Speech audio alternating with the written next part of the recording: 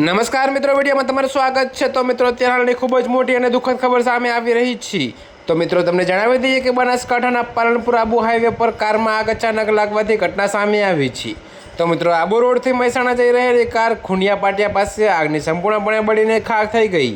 જોકે મિત્રો, ફાયર વિભાગ પહોંચે તે પહેલાં આ કારને ભારે નુકસાન થયું હતું। જી હા મિત્રો, તો તમને વધુમાં એ પણ જણાવી દઈએ કે અહેવાલો અનુસાર રાજસ્થાનથી આવી રહેલા ડ્રાઈવરે અમીરગઢના ખુનિયા પાટિયા નજીક કારમાંથી ધુમાડો નીકળતો જોયો। તેણે તાત્કાલિક કારને રસ્તાની બાજુમાં ઊભી રાખી તો ડ્રાઈવર બહાર નીકળતાની સાથે જ કારમાં અચાનક આગ લાગી ગઈ। જોકે મિત્રો, તમને એ પણ જણાવી દઈએ કે સ્થાનિક રહેવાસીઓએ આગ ઓલવવાનો પ્રયાસ કર્યો, પરંતુ તે ઝડપથી ફેલાઈ ગઈ। ત્યારબાદ તેઓએ પાલનપુર ફાયર વિભાગને જાણ કરી।